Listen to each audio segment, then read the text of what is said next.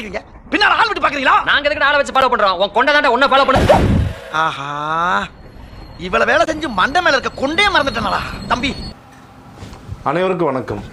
நாம் இன்னைக்கு பார்க்க போகிற காணொலியானது கம்மாளர் செப்பேட்டில் தேவேந்திர பல்லர் அப்படின்ற ஒரு செப்பேட்டை பற்றி தான் நம்ம பார்க்க போகிறோம்.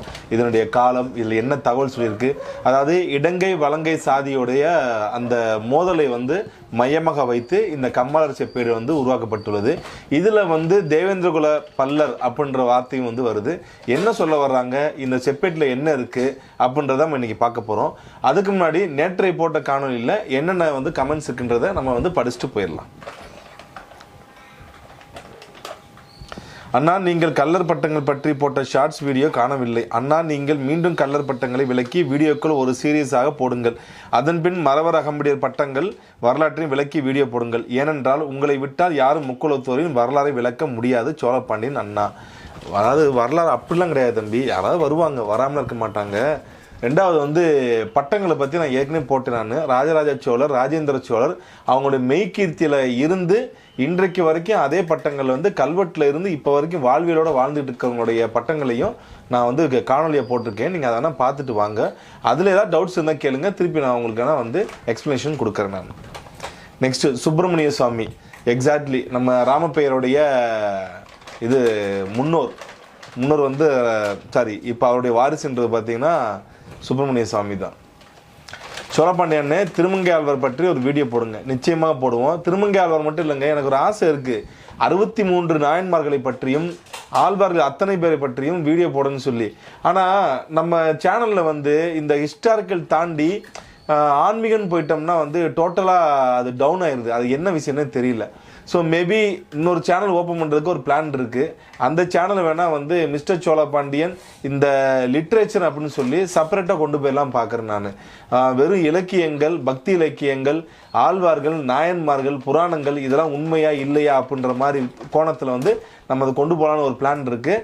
அந்த பிளானுக்கு நீங்கள் எல்லாம் சப்போர்ட் பண்ணுற மாதிரி இருந்துச்சுன்னா கண்டிப்பாக நான் தனியாக அதையும் ஆரம்பிக்கிறேன். நான் same history like as Sikri Rowther. But here this Rowther saved Kannan Koottam Gounder in Kongu region. Kannan கூட்டத்தில் கவுண்டரில் கொங்கு வேளாள கவுண்டரில் கண்ணன் கூட்டம் இருக்குது. அந்த கூட்டத்தில் சிக்ரி ராவுத்தர் காப்பாற்றிருக்காப்லையா? சரி, நான் அது என்னன்னு பார்க்குறேன். அது தமிழக அரசு செப்பேட்டில் வெளியிட்டிருக்காங்களா, எதில் வெளியிட்டிருக்காங்கன்னு சொல்லுங்கள், நான் டவுன்லோட் பண்ணி நான் பார்க்குறேன். நான் அண்ணன் சோழபாண்டியன் அவர்களே, இது போன்ற வரலாற்றின் மறுபக்கத்தை பற்றி நம் ஊர் திடீர் பாண்டியர்கள், அவருடைய தலைவர்கள், வரலாற்று ஆசிரியர்கள் யாருமே பேசுவதே இல்லை, காணொலிகளும் போடுவதில்லை. நீங்கள் இதை எடுத்து பேசுவதில் மிக மகிழ்ச்சி, அருமை. அதாவது வரலாறு என்பது இருமுனை கத்தி மாதிரி. நான் அதை எடுத்து இன்னொருத்தனை குத்துவேன் அப்படின்னு நினைக்கிறப்ப அதை உங்களை குத்திட்டு தான் அடுத்தவனை குத்தும். அதை புரிஞ்சுக்கணும். அதாவது நமக்கு மட்டும்தான் பெருமையில் இருக்குது, நமக்கு மட்டும்தான் எல்லாமே இருக்குது, மற்றவங்களாம் எது இல்லைன்ற ஒரு தோனியும், அதே போல் ஒரு இன்ஃபீரியாரிட்டி காம்ப்ளெக்ஸில் ஒரு தாழ்வு மனப்பான்மையிலையும் மனப்பிறழ்விலையும் நாங்கள் தான் உயர்ந்தவங்க, நாங்கள் இந்த காலகட்டத்தில் இப்படி ஆக்கிட்டாங்க, நாங்கள் ஆரம்பத்தில் ரொம்ப உயர்ந்தவங்கன்னு சொல்கிற ஒரு மனப்பாங்கும் சரி, இரண்டுமே ரொம்ப ரொம்ப ஆபத்தானது தான். அது நீங்கள் வரலாறு அந்த கோணத்தில் அழுகுனீங்கன்னா அது கண்டிப்பாக உங்களுக்கு ஆபத்தில் தான் போய் முடியும். அது நமக்கு மட்டும் கிடையாது, யாருக்காக இருந்தாலும் சரி. அண்ணா, தமிழ்நாட்டில் இதுவரை வெளிவராத போர் பற்றிய குறிப்பு, இதை பற்றி சொல்லுங்கள்.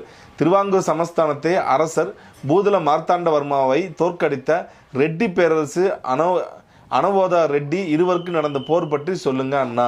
திருநெல்வேலி தாமிரபரணி பற்றியும் குறித்தும் சொல்லுங்கள் அண்ணா.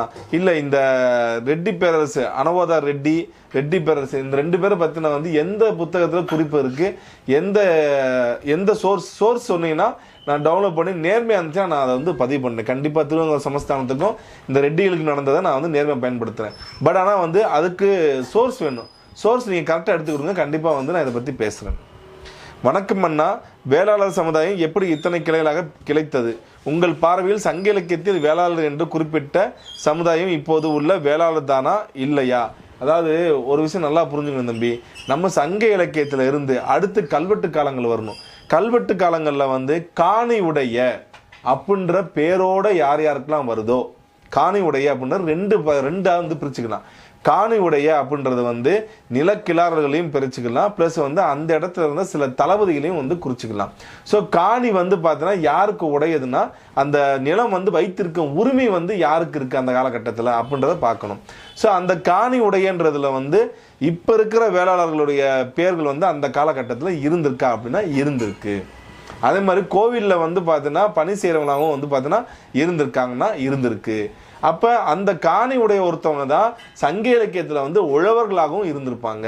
அப்போ அந்த உழவர்கள் ஏன் வந்து சங்க இலக்கியத்தில் வந்து இந்த வேளாளர் வந்து இருந்திருப்பாங்க அப்படின்னா சங்க இலக்கியமே வந்து உழவர்களை வந்து காணியுடைய மக்களாக தான் வந்து அதுலேயும் காட்டப்படுது. ஸோ இந்த கோணத்தில் வந்து நீங்கள் அணுகி பார்த்தீங்கன்னா அது மேட்ச் ஆகும். அது மட்டும் இல்லாமல் சோழிய வேளாளர் என்பது வந்து அந்த சோழ நாட்டில் இருந்த அந்த விவசாயக்கூடிய உழக்குடிகளை வந்து பார்த்தா குறிக்கக்கூடியது. அதே மாதிரி நாஞ்சில் நாட்டு வேளாளர்னா வந்து நாஞ்சில் நாடு என்பது சேர நாடு. ஸோ சேர நாட்டை சேர்ந்த அந்த வேளாளர்களை வந்து பார்த்தா குறிக்கக்கூடிய ஒரு சொல்லாக வந்து இருக்குது. அதன் பின்பு அதில் வந்து சைவம் நிறைய வந்து திளைத்து வந்துச்சு. ஆதின கர்த்தாக்கள் அனைவருமே சைவ வேளாளராக இருக்காங்க. ஆதினங்கள் வந்து இன்றைக்கு நேற்று கிடையாது, அது திருஞான சம்பந்தர் காலகட்டத்திலிருந்தே ஆதினங்கள் செயல்பட்டு கொண்டு தான் இருக்குது. அந்த ஆதினங்கள் எல்லாமே வந்து வேளாளர்களுடைய கட்டுப்பாட்டில் தான் வந்து இருக்குது. ஸோ அது எல்லாத்தையும் நம்ம சேர்த்து பார்க்குறப்ப கம்பர் என்ன சொல்றாருன்னா அரசனை விட உயர்ந்தவன் உழுகுடி அப்படின்னு வந்து பார்த்தீங்கன்னா அவர் சொல்றாப்புல வேளாளர்களை வந்து உயர்த்தி வந்து பேசுறாப்புல. ஸோ இந்த அடிப்படையில் தான் நம்ம பார்க்கணும் வேளாளர் யார் என்பதை வந்து நம்ம சங்க இலக்கியத்திலிருந்து தற்போதைய உள்ள வாழ்வியல் வரைக்கும் நான் அணுக வேண்டிய காலத்தின் கட்டாயத்தில் இருக்கோம். நிச்சயமாக இதை பற்றி பேசுவோம். இதை நான் மட்டும் பேசுறத விட அந்த வேளாளர் சமுதாயத்தில் யாராவது வில்லிங் இருந்தாங்கன்னா அவங்கள உட்கார வச்சு, ஏன்னா எனக்கு நிறைய டவுட்ஸ் இருக்கு, அவங்களுக்கும் வந்து பார்த்தா நிறைய விஷயங்கள் சொல்ல வேண்டியது இருக்கும். அது ஒரு கான்வர்சேஷனாக போச்சுன்னா வந்து நல்லா இருக்குன்னு எதிர்பார்க்குறேன். யாராவது வில்லிங் இருந்தாங்கன்னா தாராளமாக வந்து பார்த்தீங்கன்னா என்னை அப்ரோச் பண்ணலாம். எங்கே வந்து இடம் சொல்கிறாங்கன்னா அந்த இடத்துல வச்சு வந்து பார்த்தீங்கன்னா நிச்சயமாக பேசலாம். இதில் வந்து தேவேந்திரகுல வேளாளர்களும் வந்து அவங்க நாங்கள் தான் வேளாளர்னு கிளைம் பண்ணுறதுக்கு என் கூட விவாதம் பண்ணுறாங்க தாராளமாக வரலாம். ஆனால் தயவுசெய்து இந்த சும்மா இந்த புளிய மரத்துக்கு உட்காந்துக்கிட்டு வந்து பார்த்தீங்கன்னா ஒத்தக்கால் பீடியை வந்து குடிச்சிக்கிட்டு என்கிட்ட வந்து வரலாம் பேச வாடா நீ ஆமலை இந்த வாடான்னு சொல்கிறவன்ட்டு வர முடியாது. நாகரிகமாகவும் கொஞ்சம் அடிப்படை இலக்கிய வந்து பார்த்தீங்கன்னா தரவுகளை வந்து யார் வைத்து பேசியிருக்காங்களோ அவங்கள்ட்ட தான் வந்து அணுக முடியும். பல்லர் மக்களும் பள்ளி மக்களும் மரபணு ரீதியாக நெருங்கிய தொடர்புடையவர்கள். from genetic study of Dravidian caste of Tamil நாடு எஸ் கணிதமதி 2008 அவர்கள் அநேகமாக பல்லவ நாட்டில் இருந்த மக்களாக இருக்க வாய்ப்புள்ளது. பள்ளிகள் அதாவது வன்னியர் இன்றளவும் பல்லவ நாட்டு பகுதியிலேயே அதிகமாக வாழ்கின்றனர்.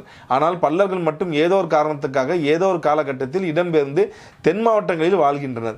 இன்று தங்களை பாண்டிய மன்னர்களோடு தொடர்புபடுத்தி கொள்கிறார்கள். 1989 பல்லர் பள்ளி ஒற்றுமை மாநாடு பாட்டாளி மக்கள் கட்சி மற்றும் ஜான் பாண்டிய இருவரும் சேர்ந்து முன்னெடுத்துள்ளனர். இன்று 7 ஆகஸ்ட் 2026 பாட்டாளி மக்கள் கட்சியின் பொதுச் செயலாளர் பல்லர் தேவேந்திரகுல வேளாளர் ஒருத்தரை நியமித்துள்ளனர். அரசியல் ரீதியாக இருவரும் சேர்ந்து இன்று ஏதோ ஒரு திட்டம் வகுத்து ஏதோ செய்ய முயற்சிக்கின்றனர். அரசியல் தள்ளி வைங்க. அடுத்து பல்லர் பள்ளி இரண்டும் ஒன்றா அப்படின்னு பார்த்தோம்னா பல்லர் சமுதாயம் வந்து அதாவது பல்லர் சமுதாயம் என்பது குடும்பர், பன்னாடி, காலாடி, மன்னாடி, தேவேந்திர குலத்தான், வாதிரியார் அப்படின்ற வந்து ஒரு 7 கடையர் அப்படின்ற வந்து 7 பிரிவில் ஒன்றிணைத்து 7 பேரையும் வந்து ஒன்றிணைத்து அவர்கள் வந்து பார்த்தீங்கன்னா தேவேந்திர குல வேளாளர்னு சொல்லி பொதுவாக அழைக்கப்படுறாங்க. அதே மாதிரி வந்து வன்னியர் என்ற சமுதாயம் வந்து பார்த்தீங்கன்னா தேன்பள்ளி, வனப்பள்ளி, தேன்வன்னியன், வனவன்னியன், படையாச்சி அது மாதிரி வந்து கிட்டத்தட்ட பல உட்பிரிவுகளை வந்து பார்த்தா உள்ளடக்கி வன்னியர் என்ற பேரில் அழைக்கப்படுறாங்க. அப்போ வரலாற்றை வந்து நம்ம அணுகிறப்பே வந்து இதில் உள்ள சிக்கல் என்னன்னு பார்க்கணும். தேன்வன்னியன், வனவன்னியன் இந்த 2 பேருக்கும் படையாச்சிக்கும் வந்து பார்த்தீங்கன்னா ஏதாவது சம்பந்தம் இருக்குமா அப்படின்னு வாழ்வியல் ரீதியாக பார்த்தோம்னா அதுலேயும் வந்து பிரச்சனை வருது. அதே மாதிரி வந்து இருள வன்னியன் சொல்லி ஒருத்தவங்க இருக்காங்க. இருளரில் ஒரு பிரிவு வந்து பார்த்தீங்கன்னா வன்னியன் கிளைம் பண்ணியிருக்காங்க. அதே மாதிரி வந்து கல்லர்லையும் வந்து வன்னியன் கிளைம் பண்ணியிருக்காங்க. மறவர்லையும் வன்னியன் இருந்திருக்காங்க. ஸோ அந்த பேரை வச்சு நம்ம அணுக முடியாது. அப்போ பள்ளின்ற பேர்லையும் படையாச்சி என்ற பெயர்லையும் இருளர் என்ற பெயர்லையும் தான் அணுக முடியும். அப்போ பள்ளிக்கும் படையாச்சிக்கும் என்னென்ன வாழ்வியல் வித்தியாசங்கள் வருதுன்றதை வந்து நம்ம வந்து உள்ளே வந்து போய் பார்க்கணும். இப்போ கும்பகோணத்திலிருந்து, கடலூர்லேருந்து, சிதம்பரத்திலிருந்து அப்படியே நீங்கள் பாண்டிச்சேரி வரைக்கும் இருக்கின்ற படையாச்சிகள் வந்து அவங்கள்ட்ட போய் நீங்கள் வன்னியரம் கேட்டால் அவங்க படையாச்சின்னு சொல்கிறாங்க. அவங்க வன்னியர் கிளைம் பண்ணுறது கிடையாது. அதே மாதிரி பள்ளின்ற ஒரு சாதி வந்து அவங்களுக்கு இருக்குமான்றதே வந்து அவங்களுக்கு தெரியாது. முழுக்க முழுக்க படையாச்சின்னு சொல்லியே வந்து இந்த சோழமன்ற கடற்கரை ஒட்டி இருக்கின்ற அனைவரும் வந்து தங்களை வந்து படையாச்சின்னு சொல்லி கிளைம் பண்ணிக்கிறாங்க. இன்றைக்கு இருக்கிற வந்து பாண்டிச்சேரி முதல்வர் படையாச்சின்னு சொல்லி தான் வந்து அவரும் கிளைம் பண்ணிக்கிறாப்புல. அப்போ அது ஒரு பிரிவு. அதே மாதிரி விழுப்புரத்திலிருந்து விழுப்புரம், திருவண்ணாமலை, ஆரணி இந்த மாதிரி உள்ளிட்ட பகுதிகளில் வாழ்கிற மக்கள் எல்லாருமே தங்களை வந்து பார்த்தீங்கன்னா வன்னியர்னு சொல்லிக்கிறாங்க. பட் ஆனால் அவங்களுடைய பழைய சாதி சான்றிதழ் எல்லாமே வந்து பள்ளின்ற பேரில் வந்து வழங்கப்பெறுது. அதே மாதிரி சென்னைக்கு போயிட்டீங்கன்னா, சென்னை, செங்கல்பட்டு இங்கெல்லாம் போயிட்டீங்கன்னா வந்து வன்னியர்ன்ற பேரில் வந்து நாயக்கர் சமுதாயத்தை சேர்ந்தவங்க வந்து பார்த்தீங்கன்னா வன்னியர்னு சர்டிஃபிகேட் வாங்கி வச்சிருக்காங்க. ஸோ அங்கே வந்து வேறுபடுது. ஸோ ஆக இந்த மாதிரி வந்து படையாச்சி, பள்ளி, நாயக்கர் அப்படின்னு சொல்லி ரெட்டின்ற பேர்லாம் போடுறாங்க. இன்னைக்கு ஆந்திராவில் வந்து பார்த்தீங்கன்னா சத்திரியன்ற பேர்லாம் போட்டிருக்காங்க. அது வந்து நேர்மையாக வரலாற்றை அணுக இங்கே தமிழ் ஆய்வாளர்கள் பயப்படுறாங்க. ஏன்னா சமுதாய ரீதியாக எதிர்ப்புகள் வரும், அரசியல் ரீதியான எதிர்ப்புகள் வரும்னு சொல்லி வந்து அதை கடந்து போகிறாங்க. நெக்ஸ்ட் பல்லர் சமுதாயம் வந்து பார்த்தீங்கன்னா முழுக்க வந்து வேளாண்மை சமுதாயத்தை வேளாண்மை வந்து சார்ந்த ஒரு சமுதாயமே வந்து விளங்கப்பெறுது. இந்த சமுதாயத்துக்கும் அந்த சமுதாயத்துக்கும் வாழ்வியல் ரீதியாக ரொம்ப ஒற்றுமை கம்மி. ரெண்டு பேருமே வேளாண் சமுதாயத்தை தாண்டி வாழ்வியல்கள் ரெண்டுமே வந்து வேற வந்து வருது. ஆக ரெண்டு பேரும் அரசியல் ரீதியாக ராமதாஸ் அவர்கள் வந்து அரசியல் ரீதியாக ஒரு டைம் வந்து திருமாவளவன் கூட வச்சுக்குவாப்புல, ஒரு டைம் ஜான் பாண்டியன் கூட வச்சுக்குவாப்புல. அப்புறம் வந்து பார்த்தீங்கன்னா தாயோடு புணர்வது சமம் அப்படின்னு சொல்லுவார். இந்த கட்சியோட கூட்டணி வைக்கிறது, அப்புறம் அவங்களோட கூட்டணி வச்சுக்கிறாப்புல. அரசியல் வந்து இதில் கொண்டு வராங்க தம்பி. அரசியல் வந்து நீங்கள் வரலாற்றில் கொண்டு வந்துட்டீங்கன்னா நீங்கள் வந்து வரலாறை வந்து அணுகவே முடியாது. தொடர்ந்து காணொலிகளை பதிவிடுவதற்கு நன்றி அண்ணா. மேலும் அண்ணா, இந்த ராம பையன் நல்லவரா கெட்டவரா? நாயகன் படம் மியூசிக் தான் எனக்கு ஞாபகம் வருது. ஆறு தம்பி கல்யாண சுந்தரம் சீமானுடைய வளர்ப்பு. அவன் அப்படித்தான் கதை விடுவான். அவன் இப்போது நாம் தமிழர் என்ற பொருளில் ஒளிந்து கொண்டு கதையில் விடுவான். கல்யாண சுந்தரம் மாதிரி ஒரு என்ன சொல்றது, ஒரு எச்சையை வந்து பார்த்தே கிடையாது. ஒருத்தவங்க வந்து ஒரு வரலாற்றை வந்து பதிவிடுறாங்கன்னா அவங்கள பற்றி உருவ கேலி பண்ணுறதும், அவங்களுடைய சாதியை வந்து பார்த்தீங்கன்னா கேவலப்படுத்தி பேசுகிறதும், அவரை வந்து தெலுங்குன்னு சொல்கிறதும், இந்த மாதிரி வேலையை வந்து கல்யாண சுந்தரம் இந்த எச்சை வந்து பார்த்தீங்கன்னா அதிகமாக வந்து பார்ப்பான். அது மட்டும் இல்லாமல் நீ அந்த தரவுகளை வந்து பார்த்தா எதிர்த்து பேசுகிறேன், தரவுகளை பற்றி அவன் பேசவே மாட்டான், உருவ கேலி பண்ணுறது. அது மட்டும் இல்லாமல் அவன் குடிகளை வந்து பார்த்தோன்னா வந்து தாசி குடிகள்னு பேசுறது, இந்த மாதிரி வேலையை மட்டும்தான் வந்து அவன் பார்ப்பான். உனக்கு வந்து திராணி இருந்தால் ஆதாரத்தை வந்து எடுத்து வச்சு எதிர்வாதம் வச்சு பேசு. யாரும் உன்னை வந்து எந்த கேள்வியும் கேட்க போகிறது கிடையாது. ஆனால் ஆப்போசிட்டில் இருக்கவங்களை வந்து உருவ கேலி பண்ணி பேசுறதும், குடிகளை வந்து தாசி குடிகள்னு பேசுறதும் எந்த விதத்தில் நியாயம்?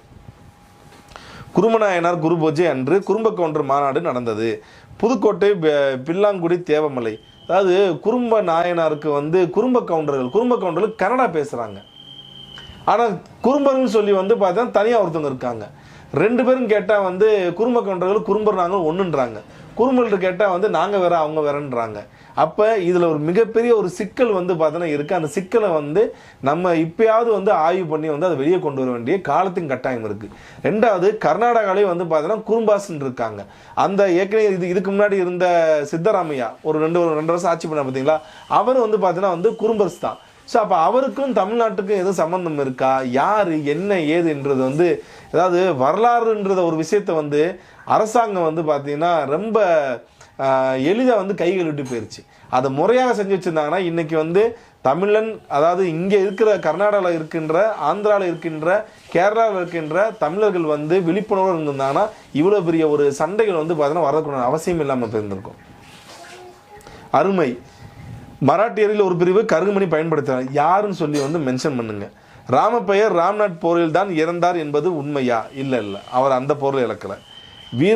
வீர ஐயர் ஆட்டம் வேற மாதிரி இருக்கும். Best warriors in India are Veera Iyers நம்ம ஜங்லி. ஆக இயேசு சபை கடிதங்கள் அந்த காலகட்டத்தில் ஒரு முறைப்படுத்தப்பட்ட ஆவணமாக விளங்கும். நிச்சயமாக நீங்கள் ஃபுல்லாக நிறையா போட்டிருக்கீங்க. ஜீசஸ் லெட்டர்ஸ் அப்படின்னு ஜீசஸ் லெட்டர்ஸ்ன்னு சொல்லி வந்து அந்த காலகட்டத்தில் மிஷினரிஸ் வந்து வர ஆரம்பிச்சிருச்சு 17ஆம் நூற்றாண்டில். அது திருமணநாயக்கர் காலகட்டத்தில் வந்து அதிகமாகவே வர ஆரம்பித்தாங்க. ஸோ நாட்டை கைப்பற்றுறதுக்கு முன்னாடியே வந்து மிஷினரி அனுப்பிச்சிட்டாங்க. அதுக்கப்புறம் தான் வந்து இங்கே கிழக்கு இந்திய கம்பெனி ரூலிங், அதுக்கப்புறம் வந்து பார்த்தா பிரிட்டிஷ் ரூலிங்னு சொல்லி மாற ஆரம்பிச்சிச்சு. ஸோ இது எல்லாத்தையும் வச்சு தான் வந்து நம்ம இந்த திருமணநாயக்கருடைய வரலாறையும் ராமப்பையன் வரலாறையும் நம்ம அணுக வேண்டிய ஒரு கட்டாயம் இருக்குது. செப்பேடு வழக்கு போய்கொண்டிருக்கிறது. ஆனால் உன் சமுதாய செப்பேடு எல்லாம் உண்மை அப்படி தானே? நான் எப்படியா அப்போ சொன்னேன்? நான் எந்த இடத்துல சொன்னேன்? நான் கருவாட்டு சாம்பார் சூப்பர்னா வந்து பார்த்தா குடும்பத்தோடு உட்காந்து சாப்பிடு, யார் வேணான்னா. ஐயர் சிலம்பாட்டம் இஸ் த பெஸ்ட் இன் த வேர். ஜங்கிலி நண்பரே, நீங்கள் சொல்லக்கூடிய அனைத்து விஷயங்களும் நன்றாக உள்ளது. அனைத்தையும் சொல்லக்கூடிய நீங்கள் உங்கள் முகம் தெளிவாக தெரிந்தால் நன்றாக இருக்கும். பேக்ரவுண்ட் ஸ்க்ரீன் மேட் போட்டு நீங்கள் கொண்டிருக்கிறீர்கள், நல்லதுதான். ஆனால் நீங்கள் கிளியராகவும் இல்லை, தெளிவாகவும் இல்லை. கொஞ்சம் நீங்கள் தெளிவாகவும் இருந்தால் நன்றாக இருக்கும். இது எனது தனிப்பட்ட கருத்து. தவறாக இருந்தால் மன்னிக்கு. இதில் என்னங்க தவறு இருக்குது? என்கிட்ட வந்து அதாவது எடிட்டிங்கு நான் தான் பண்ணுறேன், கேமரா ரெக்கார்டிங்கு, ப்ளஸ் வந்து பார்த்தீங்கன்னா இந்த பேக்ரவுண்டு, கண்டென்ட் எடுக்கிறது எல்லாமே நானே பண்ணிக்கிட்டு இருக்கேங்க. இதில் நமக்கு நேர குறைபாடு அதிகமாக இருக்குது. கொஞ்ச நாள் போகட்டும், ஏதாவது நான் ஒரு ஆல்டர்னேட் பண்ணி வந்து இன்னும் கொஞ்சம் உங்களுக்கு பெஸ்ட்டாக கொடுக்க பார்க்குறேன். கர்நாடகத்தில் பெரும்பான்மையாக கருமணி தாலிதான். கொஞ்சம் தெளிவாக வந்து அதை சொல்லுங்கள், யார் யார் போகிறாங்கன்ட்டு. ஸ்வஸ்த ஸ்ரீ மரவதனார் பூதபாண்டி தேவர் கல்வெட்டு பற்றி சொல்லுங்கள் அண்ணா. அது வந்து அந்த கல்வெட்டானது வந்து எந்த தொகுதியில் கிடைக்குதுன்னு சொல்லுங்கள். ராமப்பையன் அம்பானையில் 68 படைகளை கொண்டு சேதுபதிகளை தாக்கி பல நாட்கள் போரில் தோற்றவன் தான் ராமப்பையர். போரில் தோக்கலை, ஜெயிஸ்டாப்ல. சரி, இன்றைக்குண்டான காணொலியில் வந்து பார்த்தீங்கன்னா போயிடலாம். ராமப்பெயர் காணொலி வந்து அடுத்த காணொலியாக வரும். அதுக்கு முன்னாடி இந்த செப்பேடில் வந்து இது ஒன்று மட்டும் விடுபட்டு போயிருந்துச்சு. சரிதான், இதையும் ஏன் விடுவானே அப்படின்னு சொல்லிட்டு வந்து இதையும் முடிச்சுட்டு போயிடலான்ட்டு வந்து பார்த்தீங்கன்னா இந்த செப்பேடை கொண்டு வந்திருக்கேன். இது வந்து கம்மாளர் செப்பேடு. கம்மாளர்கள் ஆசாரியர்கள் இருக்காங்க பார்த்தீங்களா, 6 ஜாதி ஆசாரியர்கள்னு சொல்லுவாங்க. அவங்க வந்து கொடுத்த ஒரு செப்பேடாக வந்து பார்த்தீங்கன்னா இதை பதிவு செய்யப்பட்டிருக்கு. இந்த செப்பேடானது சென்னை மாவட்டம் திரு பிரதீப் சக்கரவர்த்தி அவர்கள்ட்ட வந்து பார்த்தீங்கன்னா இந்த செப்பேடு வந்து இருக்குது. அதை வந்து படியெடுத்திருக்காங்க. படியெடுத்து வெளியிட்டவர் யாருன்னா சாந்தலிங்கம் சொல்லி வந்து தொழில்துறையில் வேலை பார்த்த சாந்தலிங்கம் அவர்கள் தான் வந்து இதை எடுத்து வெளியிட்டிருக்காப்புல. அவர் மதுரையை சேர்ந்தவர். இந்த வலங்கை இலங்கை சாதி இடையே ஏற்பட்ட பூசல் பற்றிய செய்தி கூறப்படுகிறது. கொஞ்சம் வந்து பார்த்தீங்கன்னா மிகைப்படுத்தப்பட்ட வாசகங்கள்லாம் இருந்தாலும் இதையும் வந்து தமிழ்நாடு செப்பேடுகளில் தொகுதியில் வந்து இதை வந்து வெளியிட்டிருக்காங்க. இதை வந்து நான் உங்களுக்கு படித்து காட்டுறேன். அதில் நீங்கள் நம்ம சப்ஸ்கிரைபர் தான் வந்து செப்பேடுகள் இந்த மாதிரி வந்து டீபங்க் பண்ண நிறையா கேட்டிருப்பீங்க. அதனால் உங்களுக்கும் வந்து பார்த்தீங்கன்னா இதை எப்படி டீபங்க் பண்ணுறதுன்னு தெரியும். நீங்களே வந்து கவனித்து பாருங்கள். ஸ்ரீமத் மகா மண்டலேஸ்வர ராசாதி ராச மாத்தாண்ட ராஜகம்பீர உத்தன் ராச்சிய சிங்கார சோழபாண்டியன் என்றும் மேற்கே பழனி மட்டும் ஆறினர் கடமை கண்ட சோழன் என்றும் காஞ்சிபுரம் மட்டும் நீதி கண்ட சோழன் என்றும் இதற்கு பின் அடுத்த பட்டயம் பொருத்தப்பட்டுள்ளது. இன்னொரு பட்டம் இதுக்கப்புறம் ஆட் பண்ணுறாங்க. மண்தோறு நாகூர் மட்டும் கரிகால சோழன் உண்டமம் மண் அளந்த சோழன் சூரிய மண்டலத்துக்குட்பட்ட சோழராட்சிய பரிபாலனம் பண்ணுகையில் கைலாசத்திற்கு பிரதிநாம காஞ்சிதனம் ராட்சிய பரிபாலன மதுசாலிய வாகன சகாப்தம். அதாவது என்ன சொல்கிறாங்கன்னா வந்து இது வந்து சோழ காலகட்டத்தில் வந்து இதை வந்து எழுதப்பட்ட ஒரு சாசனமாக வந்து பார்த்தீங்கன்னா இந்த செப்பேடை வந்து சொல்கிறாங்க. அதன் பின்பு சாலிய வாகனம் முதற்கொண்டு குறிப்பிட்டிருக்காங்க. சாலிய வாகனம் 1098 மேல் சொல்லும் கலியுகத்திற்கு சென்ற வருடம் 4421 மேல். இந்த ரெண்டையும் வந்து பார்த்தீங்கன்னா நீங்கள் அப்படியே கூகுளில் போயிட்டு வந்து பார்த்தீங்கன்னா இதுக்குண்டான ஆங்கில வருடத்தை வந்து அப்படியே சர்ச் பண்ணி பாருங்கள். நீங்களும் வாங்க, அப்படியே வந்து வரலாறு வந்து படிச்சுட்டு வாங்க, ஒரு காலத்தில் எக்ஸ்பர்ட் ஆயிருங்க. மேல் சென்ற சர்வாதி வருஷம் வையாசி மாதம் 12 சுக்கிரவாதம் சுபநாம யோகம் இந்த சுப தினத்தில் சகல விருது கல்லுடனே அத்தப்பணிபரி உடைய தம்பூர செப்பேடு பட்டையும் எழுதி கொடுத்த விவரம் 62 கோட்டகம் 72 நாடு இடங்கை சிம்மாசனத்துக்கு கருத்தான காந்த கோட்டைக்கு அதிபதியான பின் 5 சாதி எழுந்து 4 அகனாரத்திற்கு மனுமாய துஷ்ட சிவபிரம்ம அதியான அனுமந்த விருதுவாளி மீசுபவரன் பசிய வாம பஞ்சமூர்த்தி தன்னார்ந்த மேக வாகனத்தில் ஏறிந்த விருது அனுமக்கொடி பூசக்கொடி கருடக்கொடி சங்க கோம சூட கோதன கொடி மயில் கொடி அன்னக்கொடி வீர வெண்டயமான மேல் நகர குதிரை மேல் குடி முரசு 32 விருது எடுக்க வல்லவற்றான 5 சாதி 74 அகானம் முன்னிட்டு வீரப்ப ஆசாரி காஞ்சிபுரம் ராமசாமி ஆசாரி நாகூர் குட்டி ஆசாரி கண்டி சீமையில். இதுக்கு முன்னாடி வந்துச்சு பார்த்தீங்களா அந்த விருது கொடி, அந்த கொடி, அருமன் கொடி, இது எல்லாம் வந்து பார்த்தீங்கன்னா யாரோடதுன்னா நாயக்கர்களுடைய அந்த புகழ் பாடுதல் மெய்கீர்த்தி வருது. அதை வந்து இந்த ஆசாரிகளான 5 சாதி 74 அகானம் முன்னிட்டும் முனிமட்டும் வீரப்ப ஆசாரி காஞ்சிபுரம் ராமசாமி ஆசாரி நாகூர் குட்டி ஆசாரி கண்டி சீமையில் இருக்கப்பட்ட தானப்பா ஆசாரி. கண்டி சீமைனா எங்க இருக்கு? இலங்கையில் இருக்கு. கண்டி சீமை ஆசாரி சொக்கலிங்கம் ஆசாரி தானப்பா ஆசாரி சாமி ஆசாரி முத்து வீரப்பன் ஆசாரி சிகந்த ஆசாரி சொக்கலிங்க ஆசாரி இப்பேர் மொத்த 74 அகால கூடி சட்டைநாத சுவாமியிடம் கையவரத்தார் செப்பியோடு பட்டையும் எழுதி கொடுத்த ஸ்ரீமது சகல குண சம்பன்னரான சகல தர்ம பரிபாலகாரனாகண்ட லட்சுமி வெகுன சன போகரான நினைத்த காரியம் முடிக்க வல்லவர் நிறுத்தம் அன்னதான வஸ்த திருணம் அளித்த வல்லரை ஆசீர்வாதம் லிகதாத பெரியவர்களான பந்து சனமு சிறந்த மனிதரான விபூதி உத்திரச்ச மாலை ஆசீர்வாதம் அரிச்சந்திரனான பிரதத்திற்கு அபிமானம் காத்தவர் பூசணவரான கைலாரங்கரையில் வாழும் உமையவள் பாத சிலம்பினில் முக்கரத்துடன் பிறந்த அபிமான பூஷணராம முக்கன்னக உந்தருளிய மெனைய செய்தவர் மஞ்சப்பாவாடை வீசவல் வாளுருவிய மகாசூரனை வெட்டி வர தண்டை போடும் வெண்டையும் செம்பு மணிக தடியும் பூட்டி வீராதி வீரன் நாயருக்கு சூரனே சேனைகள் தூது ஆணைகள் அலரிட குதிரைகள் வீரிட கணங்கள் குமுறிட முண்டம் முறையிட கண்டம் எதிரிட நட்சத்திரம் உதிர்ந்திட அஷ்டகரன் அசைந்து நெளிந்திட அசுரன் சேனையை செலத்தில் துணிந்து பானு கோவைகளை பாதை வெட்டி சூரனின் தரையிலே விழுமையிட அவனுடைய முதுகு எனும் வல்லவரான தனம் பெத்த பூமாலை 1 கோடி சொர்ணம் சூடவே ரிஷிகள் 4 வேதங்கள் ஓதவும் தெய்வரம்பங்கள் ஆடி அரங்கேத்தி நவிசுரங்க சேகண்டி வெற்றி முரசு வீர வெண்டயம் விருது அன்னக்கொடி வெள்ளானை வல்லுகுரிய கைப்பிடித்து காவலனுக்கு ஓலை விட பெரியவரான மகமேறு சாமான இது செங்கூர்ந்த முதலியருக்கு உடைய விருது.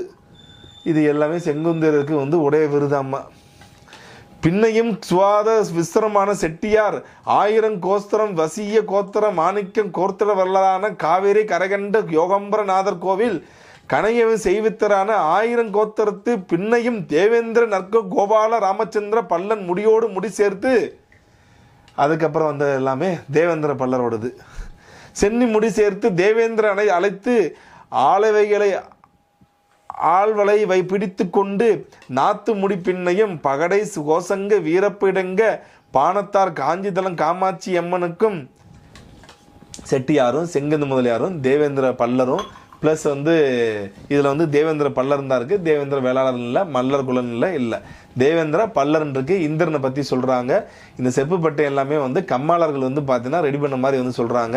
அது மட்டும் இல்லாமல் கம்மாளர்களுக்கு ஏகப்பட்ட புகழ் பாடுதல், அதே மாதிரி செங்குந்து முதலாளருக்கு ஏகப்பட்ட புகழ் பாடுதல், செட்டியாருக்கு புகழ் பாடுதல், அப்புறம் பார்த்தீங்கன்னா தேவேந்திர பல்லருக்கு மட்டும் 2 லைனு, அப்புறம் அவர்களை தேவேந்திரன் அழைத்து முடி சேர்த்து, அதாவது நற்கோபால ராமர்த்தன பல்லன் முடியோடு முடி சேர்த்து சென்னி முடிந்து தேவேந்திரன் அழைத்து ஆலைவயனை பிடித்து கொண்டு நாத்து முடி பின் அதுலேயும் இந்த விவசாயம் சம்மந்தப்பட்டது தான் வருது. சரி, இதில் எல்லாருமே நீங்கள் இப்போ பார்த்துருப்பீங்க. சாலி வாகனம் 1098 இதோடு சேர்த்து 78 வருஷத்தை கூட்டினா 1176ன்னு சொல்லி வருது. 1176ல் சோழ மன்னர்கள் ஆட்சி பண்ணிக்கிட்டு தான் இருந்தாங்க. சரி, ரைட், ஓகே. சோழ மன்னர்கள் ஆட்சி செய்து கொண்டிருந்தாலும் சோழ மன்னன் 1179 3ஆம் ராஜேந்திர சோழத்தேவர் ஆட்சியில் இருந்தாப்புல. ஸோ 1176 வருது. ஸோ இன்னும் 3 வருஷத்தை சோழ சாம்ராஜ்யம் முடிய போகுது. அந்த டயத்தை இந்த செப்பேடு கொடுத்ததா சொல்கிறாப்புல. அதுவும் தவறு. ரெண்டாவது பார்த்தீங்கன்னா ஏன் தவறுனா சோழருடைய காலத்தில் இருந்ததுன்னு சொல்லிட்டு அதில் பார்த்தீங்கன்னா நாயக்கர்களுடைய அந்த கருட கொடி இது எல்லாமே வருது. இது சோழரோட மெய்கீர்த்தி வராது. 3ஆம் ராஜேந்திர சோழனுக்கு மெய்கீர்த்தி வேற. ஸோ அதுவும் தவறு. அடுத்து பார்த்தீங்கன்னா கலியுகம் பார்த்தீங்கன்னா சொல்கிறாங்க. கலியுகம் சொல்லப்போகிற காலத்துக்கு இப்போ உள்ள காலம் 1341. இந்த 1341 யார் ஆட்சி பண்ணிட்டு இருந்தாங்க தெரியுமா? சுல்தான் ஆட்சி பண்ணுறப்ப ஆசாரிகள் இப்படி உட்காந்து எழுதுன மாதிரி சொல்கிறாங்க. இந்த செப்புப்பட்டையும் உண்மையில ஆசாரி எழுதுனாங்களா, இல்லை செங்குந்த முதலியார் எழுதுனாங்களா, இல்லை செட்டியார் எழுதுனாங்களா, இல்லை தேவேந்திர பல்ல சமுதாயம் எழுதுனாங்கன்றது கடவுள் தான் வெளிச்சம். ஏன்னா அவங்களோட பார்த்தீங்கன்னா அதிகமாக செங்குந்த முதலியாருக்கு தான் இந்த விருதுகள்லாம் இருக்குன்ற மாதிரி சொல்கிறாங்க. ஆக இந்த பட்டயம் பார்த்தீங்கன்னா ஒரு போலியான பட்டயம். அதை தமிழக தொழில்துறை வெளியிட்டப்பே போலியாக பட்டயம் சொல்லி தான் இதை வெளியிட்டிருக்காங்க. ஆக கடந்த ஒரு 100 வருடங்களாக இந்த பட்டயங்களை வந்து போலியாக அடித்து, இந்த பட்டயங்களே இப்படி இருக்குன்னா இந்த நிலத்துக்கு வந்து உரிமை கோரிய பட்டயத்தை வச்சு ஏகப்பட்ட பேர் வந்து நிலத்தை அனுபவிச்சுட்டு இருக்காங்க. அதெல்லாம் நீங்க எடுத்து பார்த்தீங்கன்னா பயங்கரமா இருக்கும். நீங்க அந்த மாதிரி உங்க ஊர்களில் ஏதாவது பட்டயம் இருக்குன்னு சொல்லி வந்து வச்சிருக்காங்கன்னா அந்த பட்டயத்தை வந்து எனக்கு மெசஞ்சர்ல அனுப்புங்க. நான் கண்டிப்பா அதை டீபங்க் பண்ணி வந்து அந்த வீடியோவை போறேன். நான் மெம்பர்ஷிப் வீடியோ வந்து பார்த்தீங்கன்னா எடுத்தாச்சு. அதை ஒவ்வொரு காலகட்டத்தையும் எடிட் பண்ண முடியல. இருந்தாலும் வந்து நான் சிம்பிளா கூட ரெடி பண்ணி நான் நாளை காலைல வந்து போட்டுறேன். நன்றி, வணக்கம்.